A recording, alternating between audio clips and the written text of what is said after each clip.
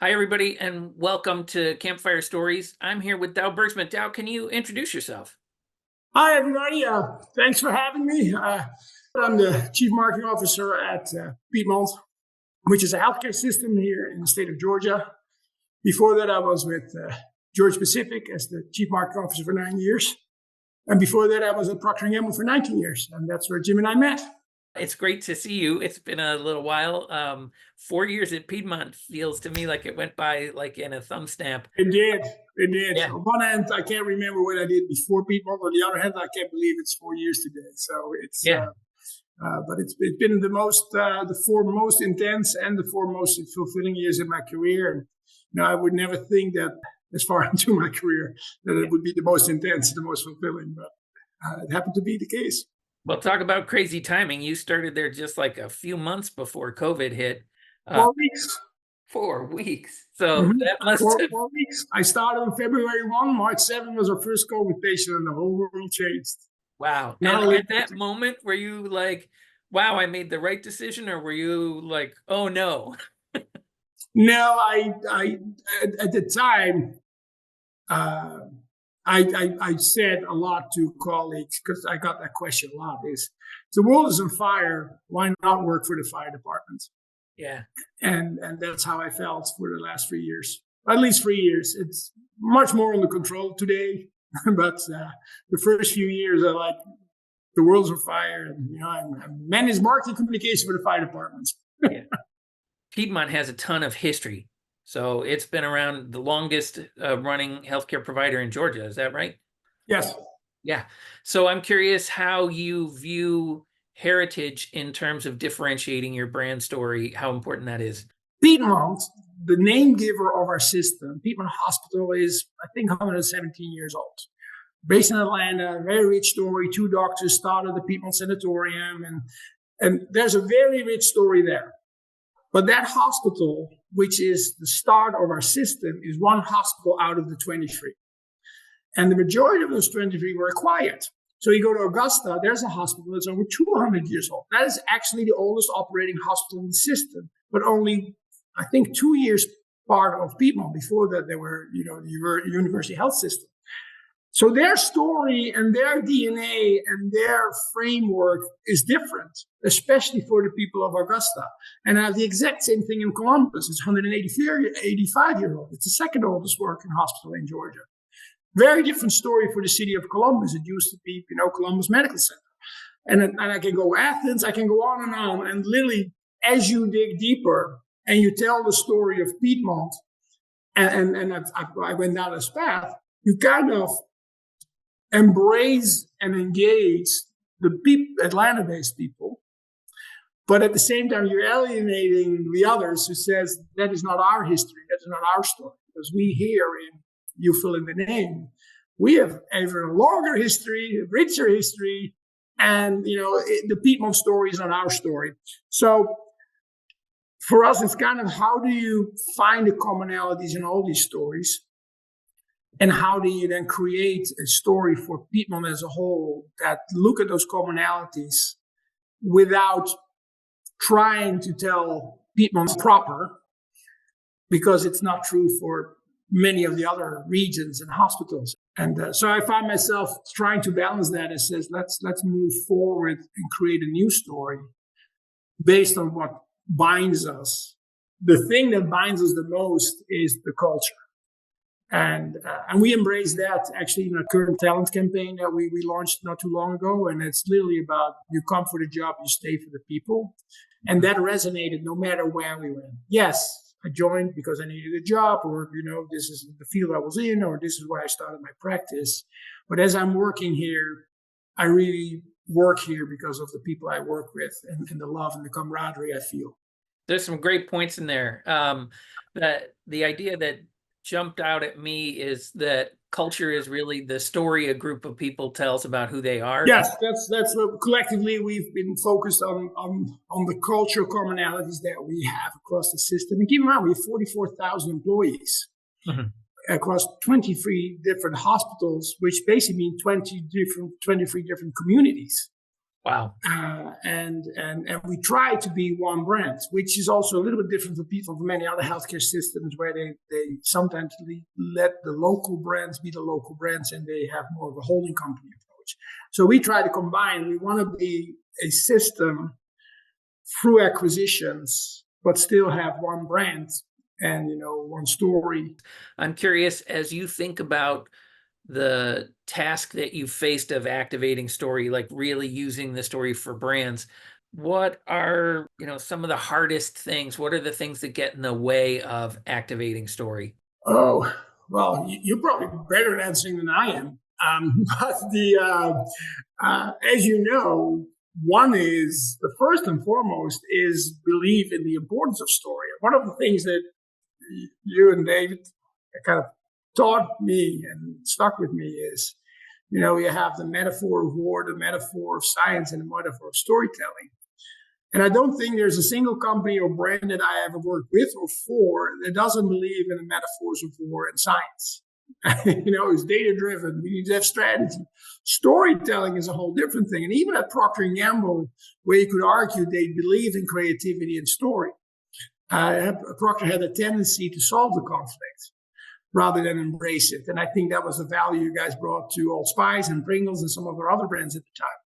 And it's like, don't solve it, embrace it. And at P&G, we're like, no, we're the best. The greasiest, the cleanest, the whitest, the least wrinkles. And like, end of story. And like, yeah, that's your problem. Yeah. That is absolutely the end of story to say that it's solved. This is the best, choose us, end of story. And you're like, no. And so even for companies like that, embracing storytelling as an important strategic lever across the brands is key.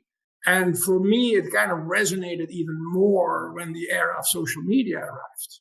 Because all of a sudden, a story framework was as important as a story, because how you respond on social media, how you respond online, you need to know, what your core is. What is your character? What is your objective? What are the relationships that you have? What is the environment you operate in? You and I have talked about a lot. Is brands became more improv actors than drama actors, and you all taught me well. And having that belief resonate in a broader leadership perspective, especially those that are one or two steps removed from marketing and communications, is always now challenge number one. You and I went through so many, I think I did 8 character camps by now.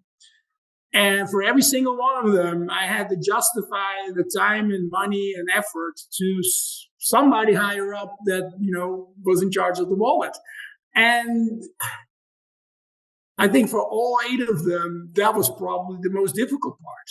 How do I get my CEO or my general manager or my R&D person or my design manager or my insights manager or my agencies, for the matter, come to the camp, block the week and do all that? So that's number one. Number 2 is what story to tell. Through my career, there's always this balance between functional and emotional storytelling. We need to talk you and I went through this, but at Georgia Pacific is like, well, we said we're stronger, we're tougher, we're cheaper, or is it about, no, this is about bringing the family together, or this is about, facing adversity and being strong or being tough. And so that was the second part. The third thing I would say is embracing conflict and solving conflict. And then the last one is, who are your storytellers? Is literally the capability itself. And, often in our case, we relied a lot on our agencies, both at Georgia Pacific and Piedmont. I started to build in-house capabilities. And that makes it a little easier in some areas, harder in other areas. But those, I would say, are the 4. How do you drive a belief in the importance of storytelling on top or after war and science? Second is, what is the story, emotional or functional? Is it brand building or is it brand performance? The third one is, how do you embrace conflict rather than trying to solve it? And the last one is capabilities. Do you have storytellers among you? Yeah. Those are great. Other than that, it's easy. Yeah. Well, so now I got to ask, like if you could give a one piece of advice about using story to engage an audience, what would that piece of advice be? Embracing story framework and storytelling, because there are two, as you know, as you told me, well, interconnected but important things. And often people forget the framework part, right? They immediately jump to the telling, which is the tip of the iceberg, rather than the whole thing. As you pursue it, it is not an easy journey by far. I can think of many other things that are much easier to do. But if you do it well, it could make the difference. And I've seen so many examples. But the best example I think we work together on is Brawny. And Brawny, I would say the brand was kind of lost. So much so that we have to borrow somebody's equity prominently on the package in order to give the brand the right of existence, in a world where Bounty was dominant. We're fighting for shelf space. And at the time, for 2 years, Wounded Warriors overtook our package, which was a fantastic collaboration. But it wasn't the Brawny brand that was driving the Brawny brand. It was literally this charity. And then as we went through Character Camp and we worked with you all at Character, was the redefining and maybe even rediscovering the roots and the DNA of the brand. One was embracing the conflict and then reviving the Brawny giant who almost disappeared and saying he is a gentle giant. He embodies what we stand for. And then out of that came our Stay Giant campaign. And giant meant two things. It meant stay giant as in strong and bold and tough, but also have a giant heart and, stay strong in the face of adversities. Out of that came strength has no gender. So you see the line, we started with the conflict that translated into a campaign that translated in what started out as a social media effort, where we said, let's embrace the inequalities that women face in society and the challenges they face. And let's claim strength has no gender. Now, be mindful, that was 2 years before Me Too. That was 2 years before See Her.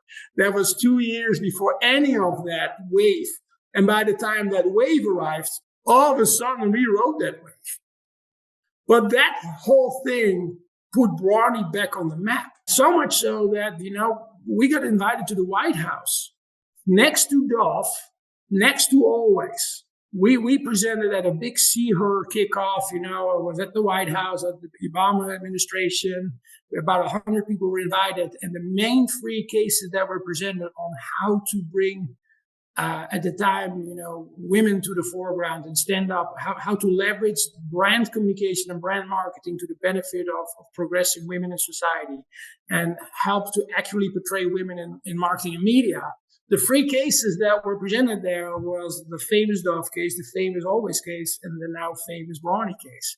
And it all started with Character Camp like a year before that. It's still successful because Stay Giant is still there. The packaging is still the same. Having a handle on the meaning of the brand allows you to see those opportunities to feed into cultural moments that are happening, and sometimes even to feed those cultural moments. It works. That's kind of the short answer. Thanks for recounting that example. That was an awesome one. And I want to say thanks so much for taking the time to do this. I really appreciate it. Fantastic. Thank you for including me. Thank you very much. And you're our inaugural guest. Like, this was our first one. Oh, I didn't know that. Well, yeah. No pressure. No pressure at all. That's why I didn't tell you beforehand. No, thank you. All right. Well, have a great rest of your day, Douwe. All right. See you. Bye. See you soon.